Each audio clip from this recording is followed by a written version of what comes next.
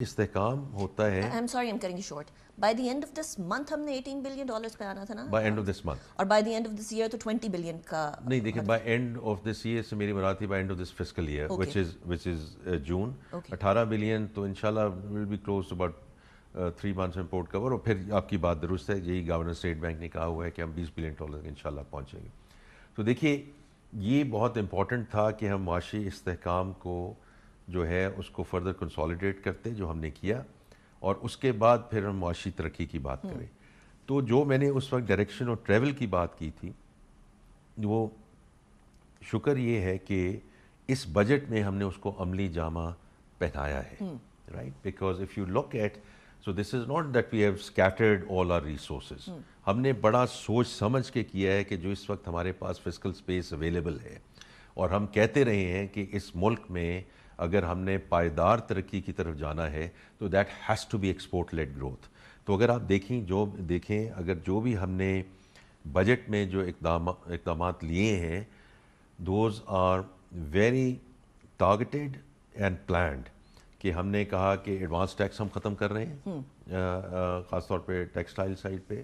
ہم نے کہا سپر ٹیکس, اور سپر ٹیکس پہ جو پہلی سلیبز ہیں, پھر 8 to 10% والی سلیب ہے, 10% سے 8% جو 50 کروڑ سے اوپر ہے. اور پھر کل کی بجٹ کی میٹنگ میں وزیر اعظم صاحب نے خاص طور پہ ہدایت دی کہ جو ایکسپورٹرز پہ سپر ٹیکس کو بالکل ختم کر دیا جائے. Then the second thing around exporters before I get to I T, کہ جو ری فائنینسنگ ہے. دیکھیں ایک تھا کہ جی ٹیکسیشن بہت زیادہ ہے, ایک ہے کہ انرجی کاسٹ بہت زیادہ ہے. اس پہ منسٹر لغاری صاحب نے کام کیا, آپ کے پروگرام میں وہ آتے رہے ہیں کہ کراس سبسڈی جو انڈسٹری کی کیسے ختم کی گئی. Moving in the right direction, I think we have more to do there. Export refinance, دیکھیں یہ بہت بڑی بات ہے کہ پالیسی ریٹ آپ کا 11.5% ہے, لیکن ایکسپورٹرز کو آپ نے یہ کہا ہے کہ آپ کو 4.5% پہ ملے گا جو فائنینسنگ ہے. That is a huge thing. All I'm seeing is this is a total package which we have done in terms of taxation, in terms of energy, which has been previously done, and then in terms of financing, تاکہ اس کو آگے I T exports ہیں اس پہ یہی تھا کہ جی پاشا کی طرف سے فری لانسر کی طرف سے اس کو 0.25% آف ایف ٹی آر پہ رکھیں, جو ہم نے اس کو 3 سال کے لیے ایکسٹینڈ کر دیا. تو اسی طرح کنسٹرکشن ہے, اگین اس میں جو ریلیٹڈ انڈسٹریز ہیں اس کو مد نظر رکھتے ہوئے ٹرانزیکشن کاسٹ کو نیچے لایا گیا. اور پھر جو ایک اور بہت بڑی ڈیمانڈ تھی, and rightly so, one I mean all I talked about is the growth part of it, but the other one is also کہ دیکھیں کہ جو documented corporate sector and salary class, کہ اس پہ ڈسپرپورشنیٹ برڈن کیا گیا ہے. اور پچھلی دفعہ سیلری کلاس پہ میں نے اس کا ادراک کیا, لیکن ہم نے شروع ایسے کیا کہ جو we started from the lowest رنگ, کہ جن کی 5% تھی اس کو 1% پہ لائے, جن کی 15% تھی اس کو 13% پہ لائے.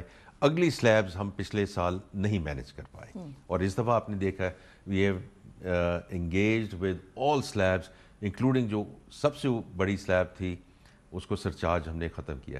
تو اس دفعہ جو ہم لے کر آئے ہیں یہ بہت سوچ سمجھ کر لائے ہیں. اب میں آپ کے سوال پہ آتا ہوں, یہ آسان نہیں تھا, یہ آسان نہیں تھا.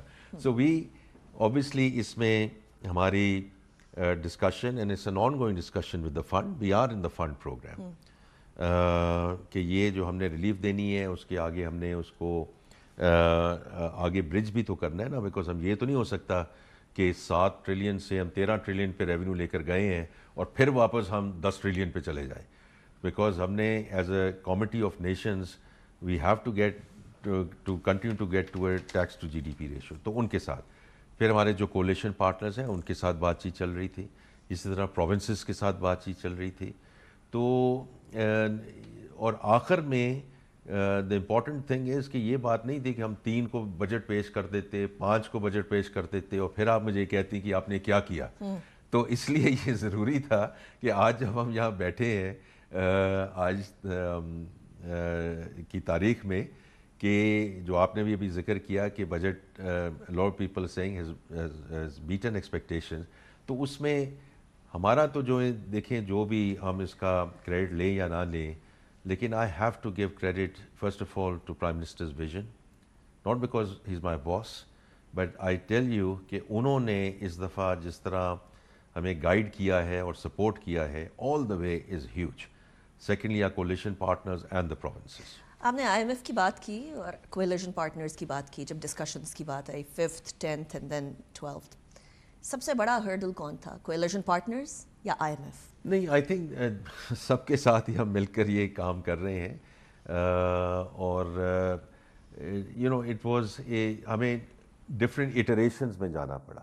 میں صرف یہ بات پہ کہوں گا، ڈفرینٹ ایٹریشنز میں جانا پڑا، both with the fund and the coalition partners, اور پروونسز کے ساتھ بھی، right, because I think we owed it to them.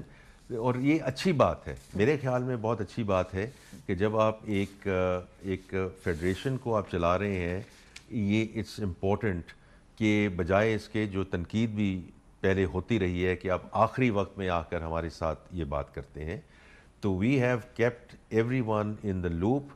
Not only we have kept in the loop, we have had very constructive and detailed discussions at every stage.